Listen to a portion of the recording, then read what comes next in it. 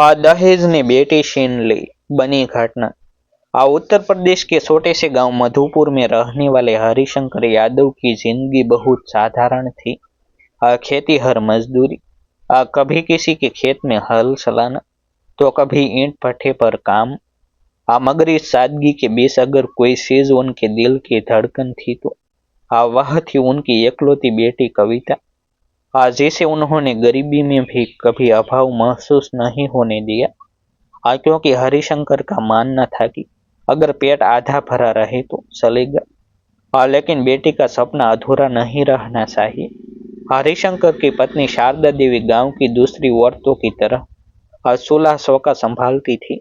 साथ ही कभी कभी दूसरों के घरों में काम करके कुछ पैसे जोड़ लेती थी और उन्हीं पैसों से कविता की किताबें, कॉपी और स्कूल की फीस भरी जाती थी। कविता पढ़ाई में होशियार थी। गांव के सरकारी स्कूल में वह हमेशा अव्वल आती थी और मास्टर जी अक्सर कहते थे कि इस लड़की में कुछ बनने का दम है। यह सुनकर हरिशंकर का सीना गर्व से भर जाता था। समय अपनी रफ्तार से चलता रहा और कविता धीरे धीरे जवान हो गई और उसकी आंखों में सपने थे। लेकिन वह अपने माँ बाप की हालत भी समझती थी। इसलिए उसने कभी महंगे कपड़े या गहनों की मांग नहीं की। वह कहती थी, बाबा आप मुझे पढ़ा दीजिए, बाकी सब मैं खुद संभाल लूंगी। मगर गांव का समाज लड़कियों को सपने देखने की इजाजत कहाँ देता है। यहाँ तो बेटी बड़ी होते ही शादी की बातें शुरू हो जाती है। जब कविता की शादी की उम्र हुई तो शारदा देवी के दिल में डर बैठ गया। क्योंकि उन्होंने गांव में कई बेटियों की जिंदगी बर्बाद होते देखी थी। जहां दहेज के लिए बहुओं को जलाया गया, पीटा गया या मायके भेज दिया गया। मगर हरिशंकर ने खुद को मजबूत करते हुए कहा, हम अपनी बेटी को बेचने नहीं जा रहे।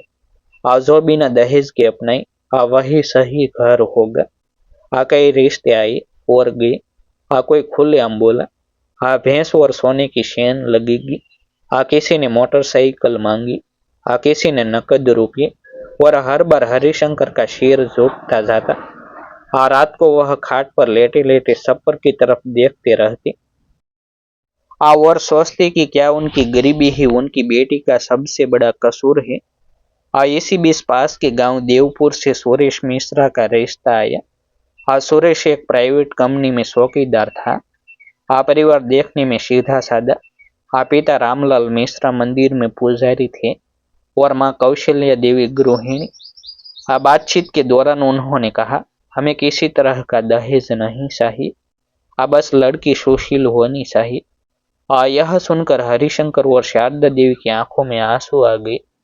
उन्हें लगा कि भगवान ने आखिर उनकी परीक्षा खत्म कर दी है।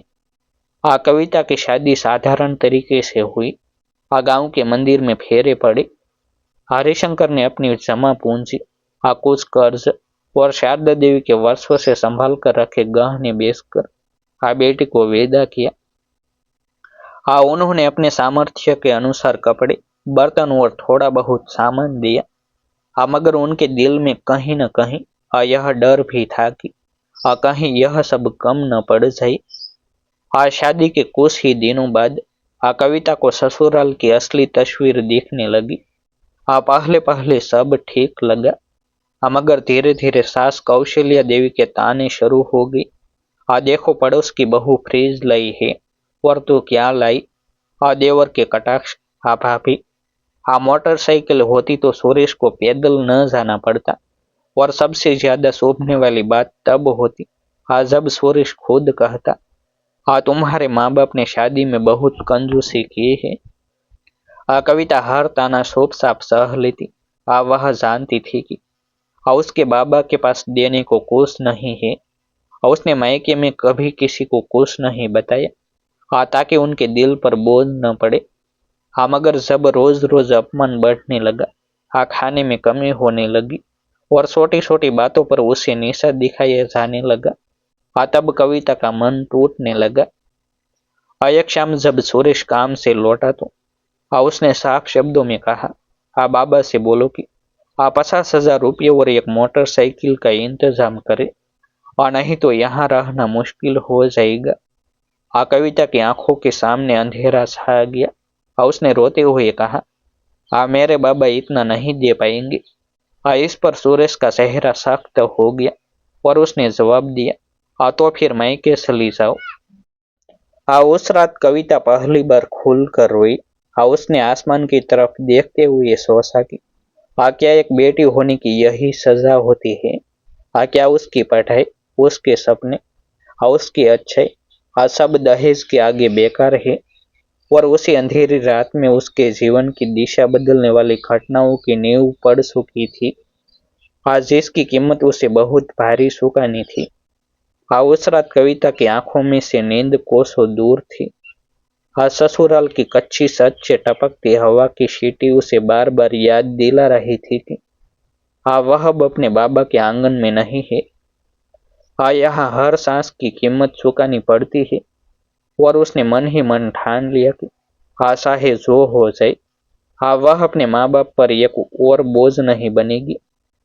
इसलिए अगले दिन उसने सुरेश से कुछ नहीं कहा और चुपचाप घर के कामों में लगी रही। मगर सूपी को कमजोरी समझने वाले लोग उसे और दबाने लगते हैं। यह बात कविता बहुत जल्दी समझ गई। सास कौशल्या देवी के ताने अब खुलेआम धमकियों में बदलने लगी थी। कभी कहा जाता, अगर दहेज पूरा होता तो हमारा सिर ऊंचा होता। तो कभी कहा जाता, ऐसी बहू से तो न होना ही अच्छा था। और सुरेश भी अब माँ के साथ मिलकर कविता पर दबाव डालने लगा। वह रोज कहता, एक मोटरसाइकिल आ जाए तो मेरी जिंदगी बदल जाएगी। जैसे कविता की जिंदगी की कोई कीमत ही न हो। कविता ने कई बार हिम्मत जुटाकर समझाने की कोशिश की कि उसके माँ बाप गरीब है।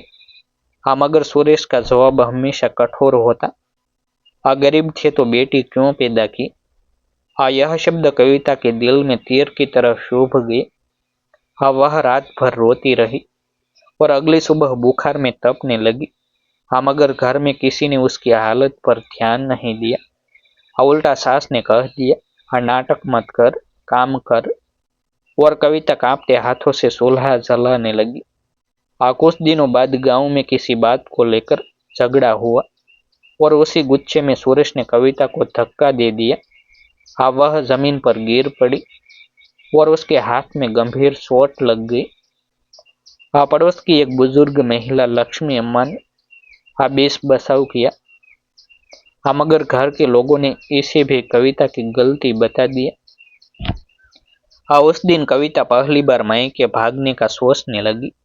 मगर माँ बाप की बेबसी याद आते ही उसके कदम रुक गए। इधर मधुपुर में हरिशंकर और शारदा देवी बेटी की याद में दिन रात बेचैन रहते थे। उन्हें कुछ अंदाजा था कि सब ठीक नहीं है। मगर कविता जब भी फोन करती, बस इतना कहती, मैं ठीक हूँ बाबा। क्योंकि वह नहीं चाहती थी कि उनके दिल पर एक और घाव लगे। मगर एक माँ का दिल सब समझ जाता है। शारदा देवी अक्सर रात को उठकर रोती और कहती, मेरी बेटी वहां सुखी नहीं है। एक दिन सुरेश ने हद पार कर दी। उसने साफ कह दिया कि अगर अगले महीने तक मोटरसाइकिल और नकद रुपये नहीं आए तो कविता को घर से निकाल दिया जाएगा। कविता टूट चुकी थी और उसने पहली बार मायके जाकर सब सच बताने का फैसला किया। वो रोती हुई मधुपुर पहुंची। बेटे की हालत देखकर हरिशंकर और शारदा देवी का कलेजा फट गया। उन्होंने पंचायत में बात रखने की कोशिश की। मगर गांव के कुछ लोग बोले, घर का मामला है, हम क्या करें? और कुछ ने उल्टा हरिशंकर को ही समझाया कि बेटी है तो थोड़ा बहुत देना पड़ता है।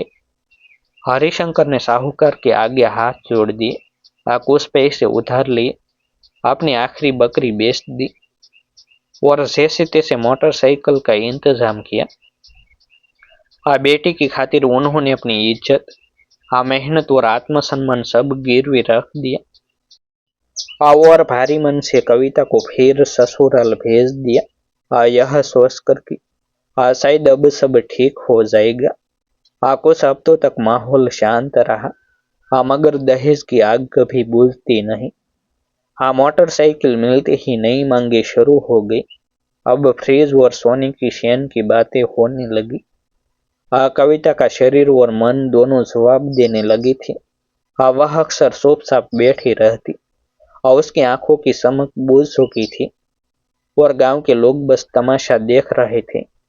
एक बरसाती रात को जब गांव अंधेरे में डूबा था, हाँ, उसी रात कविता की जिंदगी भी बुझ गई और ससुराल के आंगन में आग लगी और सुबह खबर फैली कि हाँ, कविता जलकर मर गई। हाँ, ससुराल वालों ने कहा हाँ, चूल्हे से आग लग गई। मगर गांव की औरतें जानती थी कि हाँ, यह आग दहेज की थी। हरिशंकर और शारदा देवी सब बेटी का जला हुआ शरीर देखने पहुंची तो और उनकी चीखों से आसमान कांप उठा। हाँ, शारदा देवी बेटी से लिपट कर रोती रही और बार बार कहती रही, हाँ, मैं तुझे बचा नहीं पाई।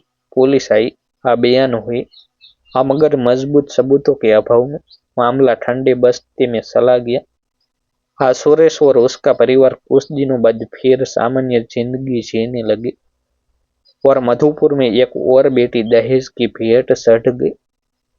हरिशंकर अब भी सुबह उठकर उसी रास्ते को देखता है, जहाँ से कभी कविता हंसते हुए स्कूल जाती थी। और शारदा देवी आज भी बेटी के नाम का दिया जलाती है।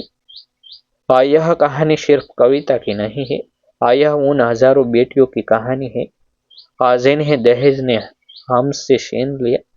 और जब तक समाज नहीं बदलेगा, तब तक ऐसी आग बुझने वाली नहीं है। अगर यह कहानी आपके दिल को छू गई हो तो इसे ज्यादा से ज्यादा शेयर करें, ताकि किसी और कविता की जिंदगी बच सके। नोंद, इस कहानी के सभी पात्र काल्पनिक है और स्थल भी काल्पनिक है, जिसकी कृपया नोंद ले।